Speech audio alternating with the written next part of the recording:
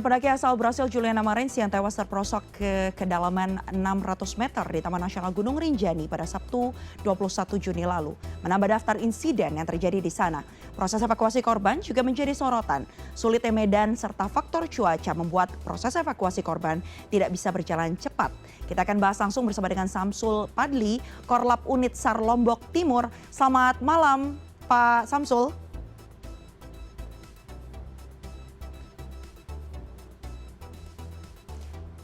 Baik, boleh diaktifkan mikrofonnya Pak Samsul? Terima kasih sudah bergabung bersama kami di CNN Indonesia Connected, Pak.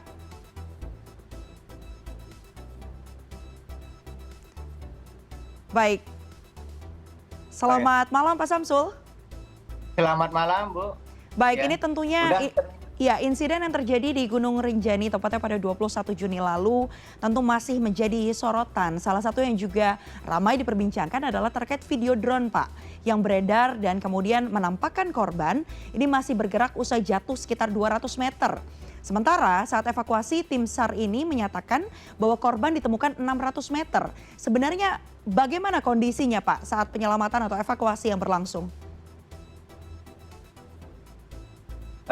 Karena posisi pertama itu saya turun, saya sampai di TKP itu jam setengah 7 malam. Saya langsung turun mencari korban di posisi awal 200 meter. Tapi tidak ada saya temukan malam itu.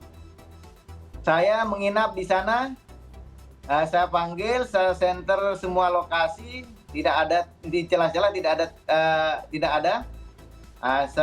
Saya flying camp di sana.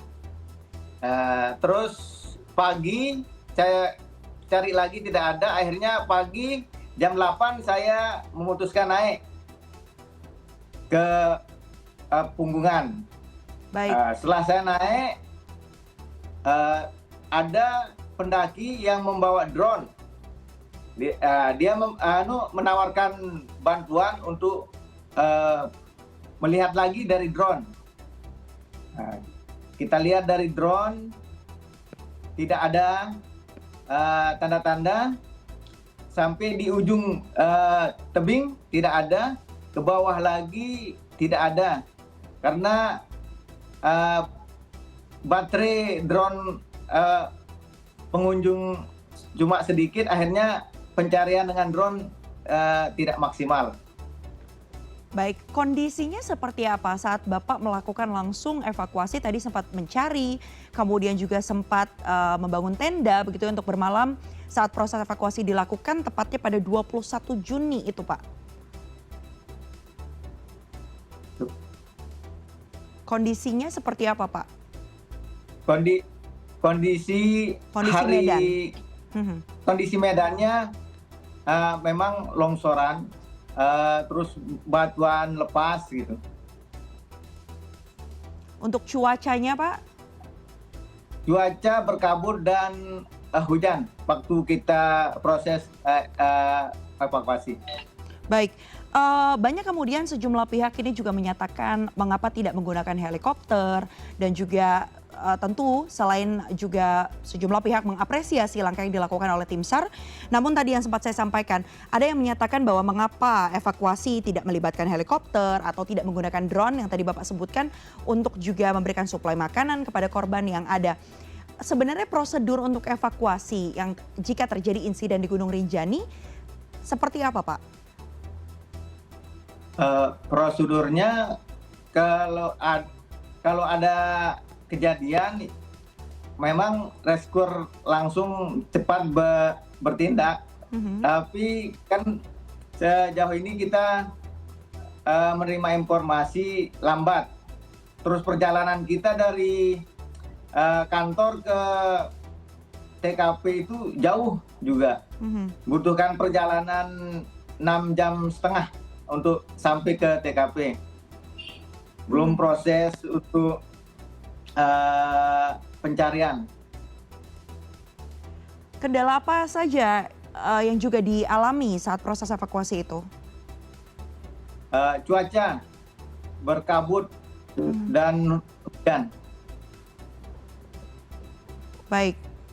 Artinya apa proses evakuasi atau tahapan-tahapan yang dilakukan sudah sesuai dengan SOP ya Pak? Sesuai. Hari pertama itu saya langsung turun malam jam 8 itu saya langsung turun. Tapi saya tidak menemukan korban karena korban bergerak. Seandainya korban tetap diam di posisi awal, saya pasti ketemu malam itu. Baik, saat ditemukan saat evakuasi pada Rabu siang, kondisi medan di sekitar korban seperti apa?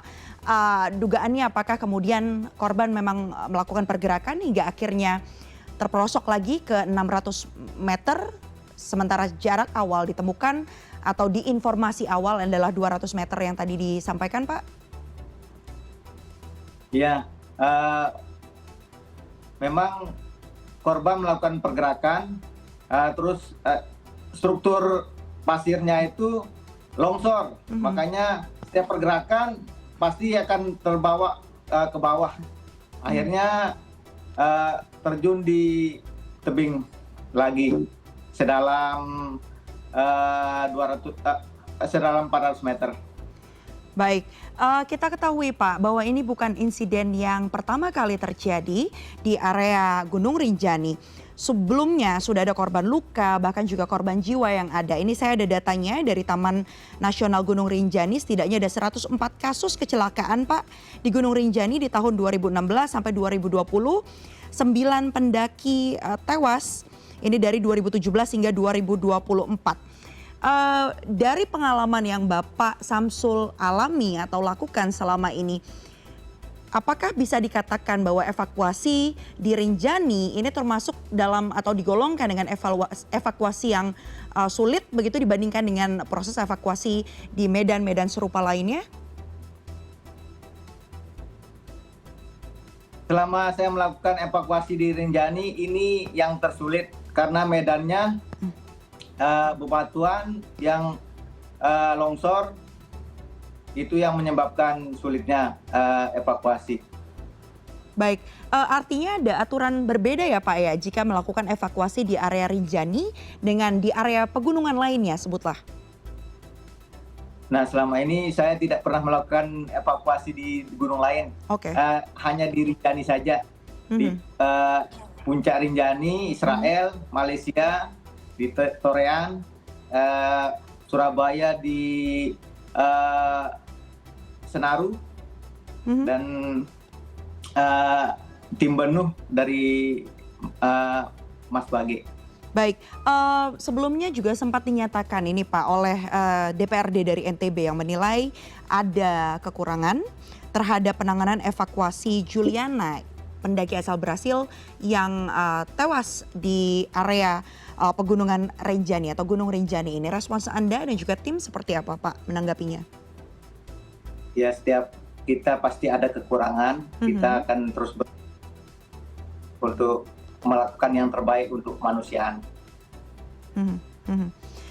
Tentu ada evaluasi yang juga ingin dilakukan dan diharapkan juga ada dukungan sejumlah fasilitas.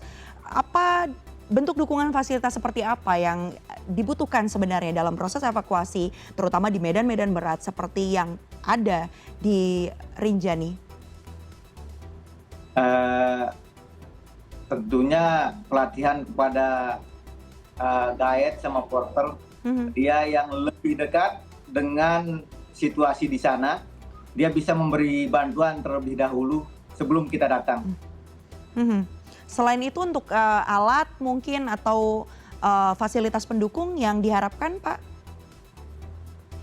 Yang jelas ya peralatan di standby-kan di Pelawangan, di sana kalau ada kejadian seperti ini gampang diakses sama guide, porter sebelum kita datang.